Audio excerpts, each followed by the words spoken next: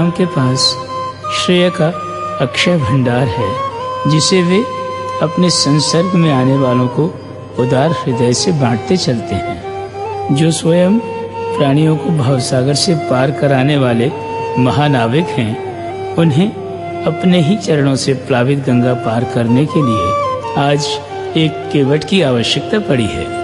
यह प्रसंग श्री राम और केवट के आध्यात्मिक संबंध का परिचायक है। यहाँ राम भगवान बनकर केवट को आज्ञा नहीं देते, अपितु एक पथिक की भांति गंगा पार करा देने का आग्रह करते हैं। यदि कोई जप तप किए बिना, व्रत उपवास रखे बिना, वेद पुराण पढ़े बिना परमात्मा को सहज रूप से पा जाए, तो उनके धाम जाने का अवसर कहाँ छोड़ेगा। केवट ने प्रभु से कैसी चतुराई से सौदा किया, तनिक आप भी सुनिए। आज्ञा पाए निषाद ने केवट दियो बुला, पर केवट ने राम को दी यह मांग सुनाए। पहले चरण पखारूंगा, उनकी रज को झारूंगा, पान करूंगा चरणामृत नाव पे केवट ने लाया।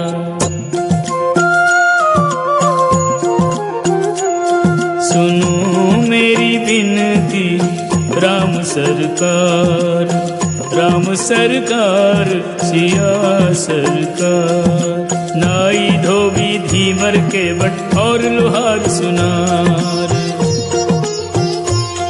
हर एक दूजे से लेन मजूरी जिनका एक व्यापार। मैं नदिया का केवट तुम भवसागर तारनहार, राम प्रभु मेरी मजदूरी तुम पर रही उधार। आऊं मैं जब घाट तुम्हारे, आऊं मैं जब घाट तुम्हारे, कर दीजो बेड़ा मेरा पार। सुनो मेरी विनती राम सरकार, राम सरकार सिया सरकार।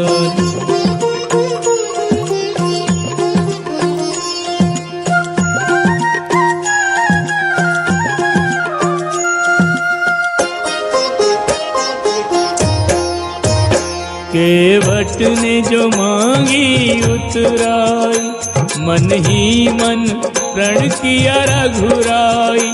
उतराई अवश्य चुकानी है, ये रामायण श्री राम की अमर कहानी है।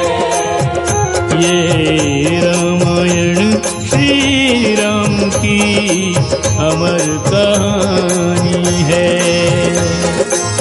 केवट को वचन देकर मुस्कुराते हुए विदा लेकर सिया सहित वन मार्ग पर चल दिए युगल किशोर। हो लिया संग निषाद भी बंधाने की डोर।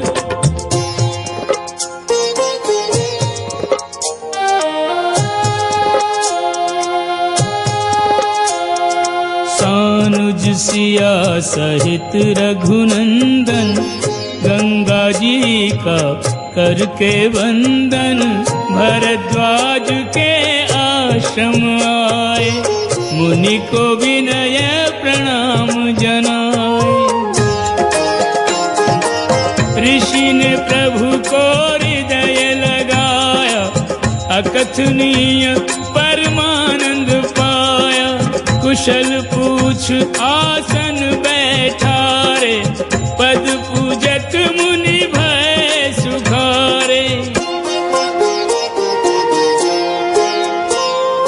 कंद मूल फल परस कर अति प्रसन्न ऋषिराज।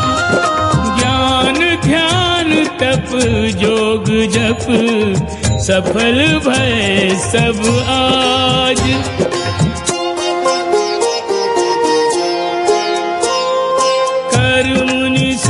सत्संग प्रभु किया तहरेन प्रवास, तंद्रावस्था में हुआ आध्यात्मिक आभास।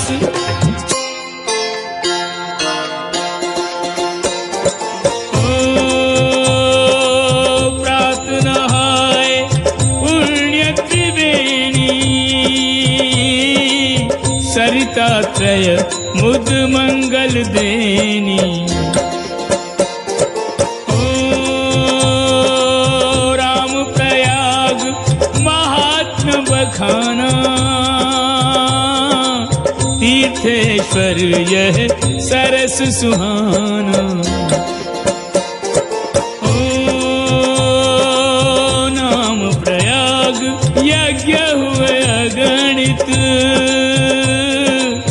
कण कण मंत्रों से अनुगुंजित। ओ तीर्थेश्वर की महिमा गाकर, आश्रम में पुण्य आए रघुवर। शुभाशीष मुनिराज से मांग रहे जगदीश, पूछ रहे वनवास को जाए कहाँ मुनीश। मुनि बोले तुम में जगत बसा, तुम विद्यमान सर्वत्र सदा, तुमको क्या राह सुझानी है। ये रामायण श्री राम की अमर कहानी है। ये रामायण सिया राम की अमर कहानी है। मुनिवर भरद्वाज के कथन में कोई अतिशयोक्ति नहीं थी। सारे पंथ श्री राम जी के पिंड से निकलकर पुनः उसी में विलीन हो जाते हैं। मुनिवर भरद्वाज ने 4 सुयोग्य ब्रह्मचारियों को परब्रह्म की सेवा में भेजा, जिन्हें राम जी ने यमुना तट पर पहुंचकर विदाई दी। बांस का बेड़ा लखन ने यहाँ किया तैयार, छोटे के श्रम से बड़े उतरे यमुना पर। यहाँ श्याम वर्ण राम जी ने श्याम वर्णा यमुना में सबके साथ स्नान किया। यमुना स्नान के फलस्वरूप राम जी की भेंट एक अलौकिक तापस से हुई। कोई उसे ध्यानस्थ तुलसीदास बताता तो कोई अनुमान कर हनुमान कहता। तापस ने लक्ष्मी नारायण तथा शेष रूप को दंडवत प्रणाम किया। निषाद का प्रति प्रणाम ग्रहण कर वे वहीं अंतर्धान हो गए। न इति पूर्व न तत्पश्चात उन्हें किसी ने देखा। अब राम जी ने सखा भाव से स्नेह सिक्त स्वर में समझाकर निषाद राज को भी विदाई दी। राम लक्ष्मण सीता रूपी त्रिवेणी जिस पद से प्रवाहित होती, दर्शकगण उसके अमृत सलिल में स्नान करते जाते, वृद्ध उनकी कथा का बखान करते जाते, श्रोता रसपान करते जाते, राम जी प्रयाण करते जाते। एक मेला सा लगा रहता राम लक्ष्मण सीता के चारों ओर। कोई विधि की निष्ठुरता पर खेद प्रकट कर कहता कि कैसे सुकोमल चरणों को भेज दिया कंटक भरे मार्ग पर चलने को। कुछ दर्शक अपने भाग्य की सराहना करते हुए कहते कि यदि इन्हें वनवास न दिया जाता तो हमें इनके दर्शनों का अलभ्य लाभ कैसे होता। अब श्री राम अपनी कथा के रचयिता ऋषि वाल्मीकि के आश्रम में आ पहुंचे। अपने काव्य के पात्रों का दर्शन कर ऋषि ने जो आनंद पाया उसका वर्णन कौन कर सकता है। प्रणाम प्रति प्रणाम की शिष्टता के पश्चात ऋषि ने अतिथि सत्कार किया, उन्हें यथास्थान बिठाया तथा कंदमूल फल का आहार कराया। तनिक विश्रांति लेकर राम जी बोले, हे महामुने, आप त्रिकालदर्शी हैं। विश्व आपकी हथेली पर रखे हुए बेर के समान है। अपने वनवास का कारण कहकर हम आपका समय नष्ट नहीं करेंगे। इतना कष्ट अवश्य देंगे कि हमें वह स्थान सुझा दें जहाँ रहकर हम अपने वनवास की अवधि निर्विघ्न व्यतीत कर सकें। मुनिवर ने प्रश्न के उत्तर में प्रश्न करते हुए पूछा, प्रभु, पहले तो आप मुझे वह स्थान बताएं जहाँ आप नहीं हैं। फिर भी आप पूछते हैं तो सुनिए।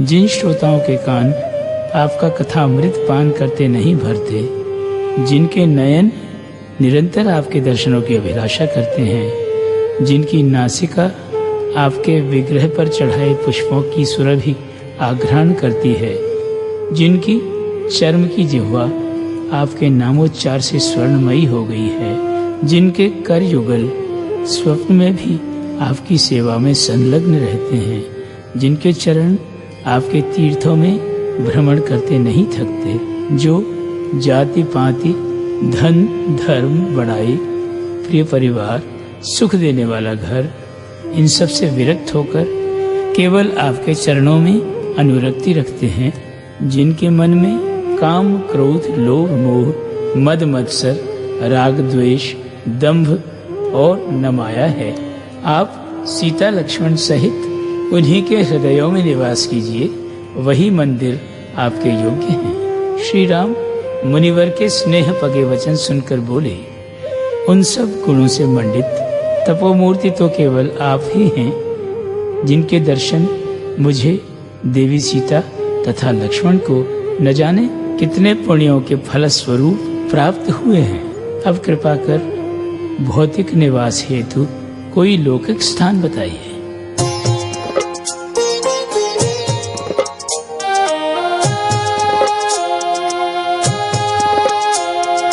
मुनिवर ने वह स्थान सुझाया, जिस पर है देवों की छाया। चित्रकूट रमणीय सुहावन, मधुर मनोहर पर्वत पावन। ओ प्रकृति के अंक में दिन लगे कटने, अवधि लगी वनवास की घटने। श्रृंगवेरपुर लौटकर निषाद ने देखा कि सुमंत्र जी को जहाँ छोड़ा था वहीं बैठे अर्धविक्षिप्त अवस्था में अपने आप से बातें कर रहे हैं। महाराज ने कहा था कि राम लक्ष्मण सीता को थोड़ा सा वन भ्रमण कराकर अयोध्या लौटा लाना। इस प्रकार रघुकुल का प्रण भी नहीं टूटेगा और मेरे प्राणधन भी मेरे पास लौट आएंगे। अब सुमंत्र जी अकेले अयोध्या लौटने का साहस नहीं जुटा पा रहे हैं। वे विरह भार से अचेत हुए जा रहे हैं। घोड़े दक्षिण दिशा की ओर देखकर हिनहिना रहे हैं। रथ को दशरथ जी की ओर ले जाने में सकुचा रहे हैं। निषाद को सुमंत्र जी की दशा देखकर आंतरिक विषाद हुआ। उन्होंने अपने 4 सुयोग्य सेवकों को मंत्री के साथ रथ पर बिठाया। वे चारों सेवक मानो धैर्य, सांत्वना, साहस और आत्मबल के प्रतीक थे। सुमंत्र जी का विशेष ध्यान रखकर उन्हें अयोध्या पहुंचाकर श्रृंगवेरपुर लौटाए और सुमंत्र जी लिए घोर निराशा गानिक शोभ दुख मन में। वे जैसे तैसे पहुँचे राजभवन में, वहाँ प्रश्न भरी दृष्टियाँ उठी मंत्री पर। सब पूछ रही कहाँ सिया लखन कहाँ रघुवर।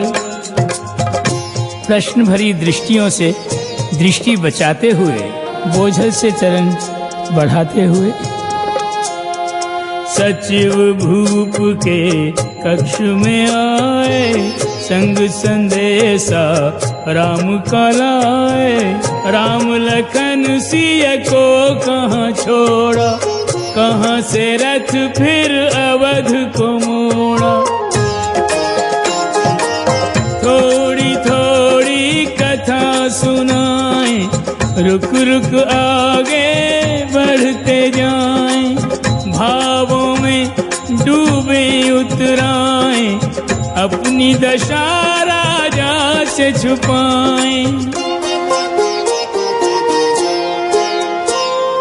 दशरथ जिनको था लगा सुत विछोह का तीर, सब वृतांत सुनने लगे, लिए नयन में नीर।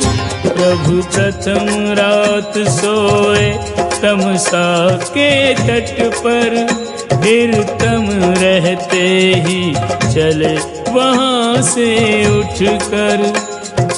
आए थे जो संग में उनको सोता छोड़, श्रृंगवेरपुर आ गए स्वजनों से मुख मोड़। रुक जाओ प्रभु प्रार्थना करता रहा निषाद, वह भी लेकर रह गया मन में विरह विषाद। मुझको व्याकुल देख कर बोले स्नेही। उन्हें चित्रकूट में छोड़ कथा अब अयोध्या आ गई है।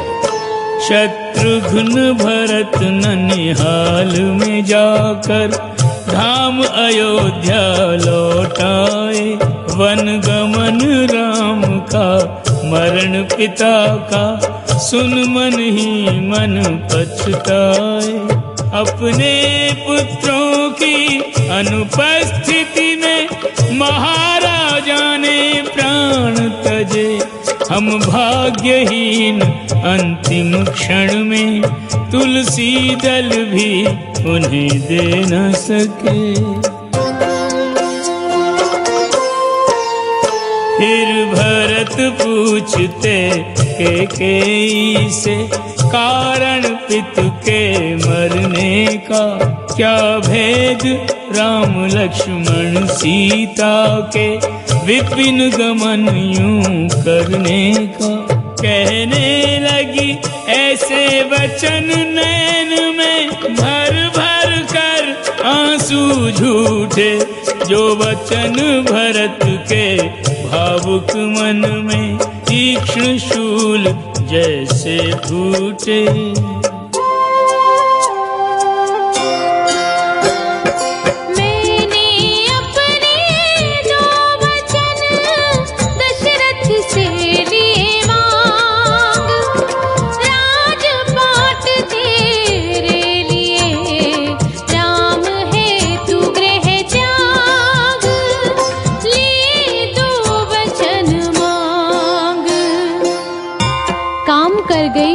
मंथरा प्रेरित, तेरा राज तिलक होना था निश्चित।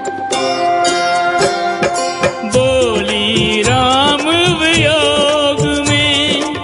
वह अर्धविक्षिप्त से होकर कैकेयी से कहने लगे, पूज्य पिता दशरथ जी मेरे, राम लखन प्रिय भ्राता,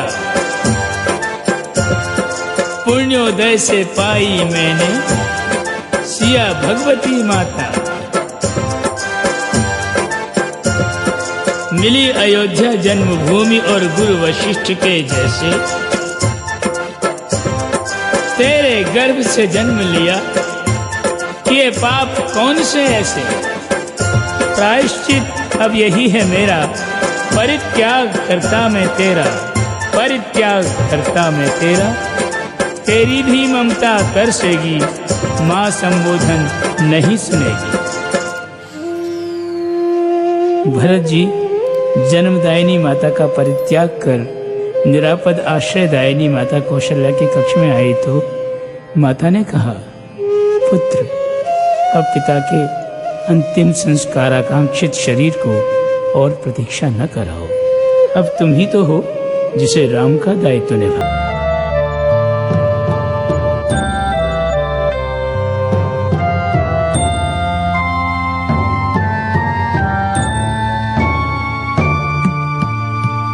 जीवन के इस महादर्शन से मुख नहीं मोड़ा जाए हो। मृत्यु तो है ध्रुव सत्य में, हर मृतक यही समझाए हो। जीवन के इस महादर्शन से मुख नहीं मोड़ा जाए हो।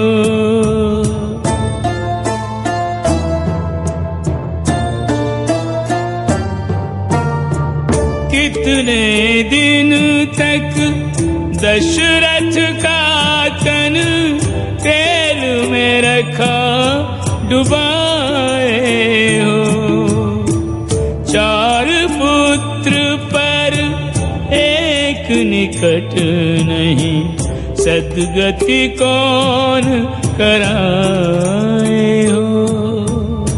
मृत्यु तो है ध्रुव सत्य में, हर मृतक यही समझाए हो। जीवन के इस महादर्शन से मुख नहीं मोड़ा जाए हो।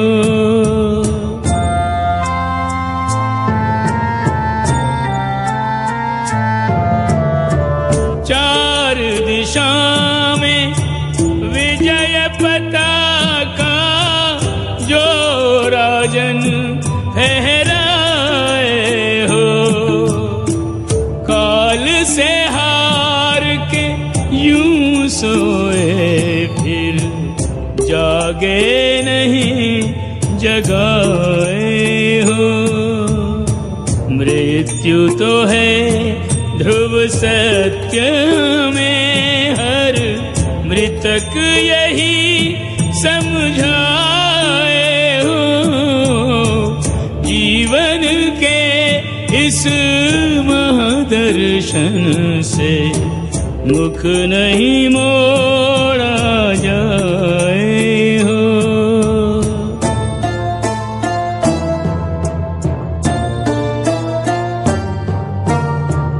कुटुंब कबीला मृतक से अपनों ने निभाए हो। पहले जलाकर भस्म करे, फिर जल में भस्म बहाए हो। मृत्यु तो है ध्रुव सत्य में, हर मृतक यही समझाए हो। जीवन के इस महादर्शन से मुख नहीं मोड़ा जाए हो।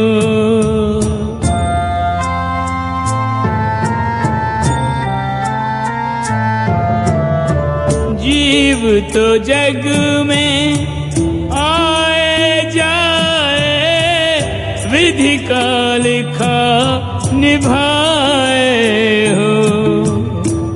आत्मा के संग धर्म चले और कर्म ही अमर बनाए हो। मृत्यु तो है ध्रुव सत्य में, हर मृतक यही समझाए हो। जीवन के इस महादर्शन से मुख नहीं मोड़ा जाए हो।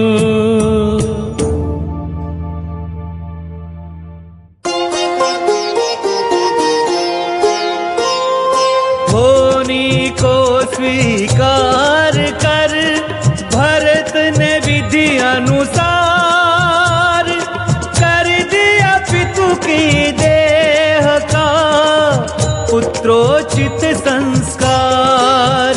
महाराजा जीवन अंतहीन हुए, तत्वों में तत्व विलीन हुए, पर कीर्ति न जग से जानी है।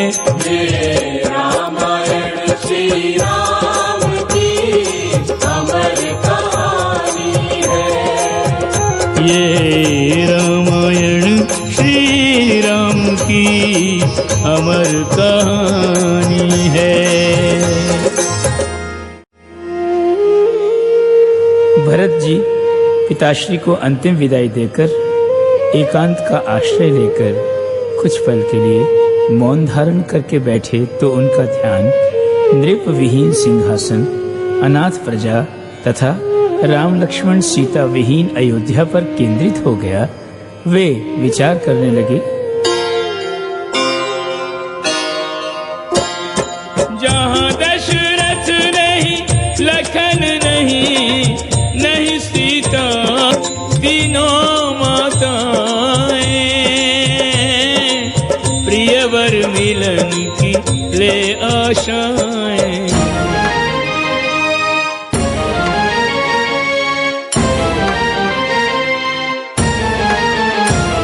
भरत के आगमन का जब निषाद को पता चला, विशाल सैन्य साथ है सुना तो क्रोध से जला। निषाद रहत कौन राम जी पे वार कर सके, ये वो करे जो श्रृंगवेरपुर को पार कर सके।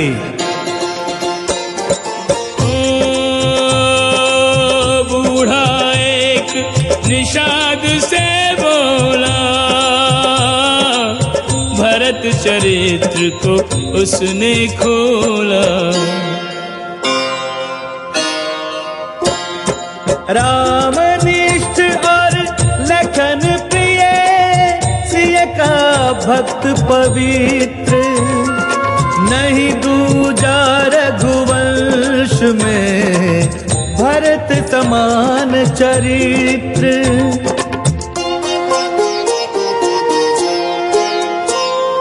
वृद्ध के मुख से भरत का सुन निषाद गुणगान, रामानुज को राम सम दिया मान सम्मान। किया भरत का सादर अभिवादन, कर भरत में रघुवर के दर्शन, नैनों में निषाद के पानी है। ये रामायण श्री राम की अमर कहानी है। ये रामायण श्री राम की अमर कहानी है। निषाद राज राम जी के दर्शनों का लोभ संवरण न कर सके। वे राम और भरत के अपूर्व मिलाप के साक्षी बनने चल पड़े भरत जी के साथ।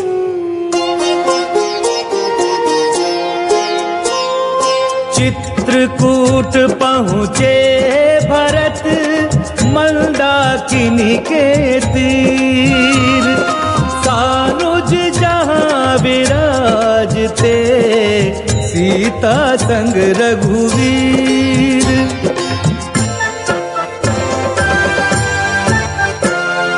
सुन कर आना भरत का, लखन को आया क्रोध, दिया राम ने तब उन्हें भरत के प्रति ये बोध। राम लखन शत्रुघ्न से होंगे भ्रात अनेक, प्रेम मूर्ति निस्वार्थ है भरत जगत में एक। चित्रकूट नैसर्गिक सौंदर्य का अद्वितीय धाम है। हर दृश्य नैनाभिराम है। राम जी के समान तटस्थ खड़ा है कामदगिरी। गुहराज निषाद के साथ भरत जी यहाँ प्रवेश कर चुके हैं। मंदाकिनी जो गंगा का एक और नाम है, उसमें अवगाहन भी कर चुके हैं। यहाँ देखने के लिए कितना कुछ है। भरत जी की दृष्टि किंतु राम जी को ही खोज रही है, ऐसे जैसे अजस्र वर्षा होने पर भी चातक केवल स्वाति नक्षत्र की बूंद को ही खोजता है। निषाद की पारदर्शी दृष्टि ने सघन वन के अंधेरे में एक सीता संग यूं सोहते रघुवर आनंद कंद, ज्ञान सभा के मध्य जूं भक्ति सच्चिदानंद। प्रणाम राघव, प्रणाम रघुवर, प्रणाम अग्रज, प्रणाम प्रभुवर। दूर से राम के दर्शन करके भरत नम्रता स्वर में भर के बोले करो दीन पर दाया, रक्ष माम अग्रज रघुराया। भरत का स्वर लक्ष्मण पहचाना, राम को करें प्रणाम ये जाना।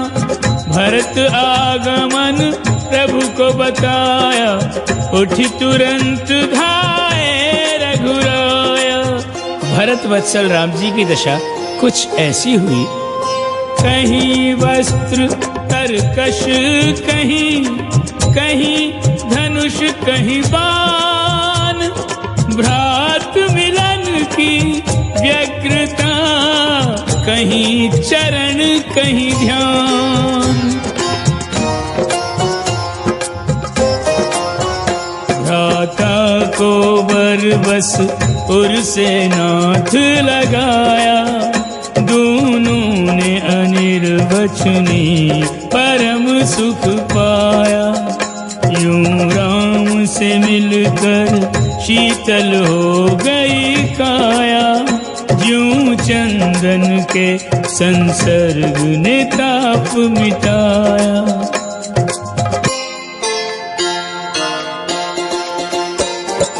ओ राम भरत का मिलन विहंगम, त्याग और प्रेम का अनुपम संगम।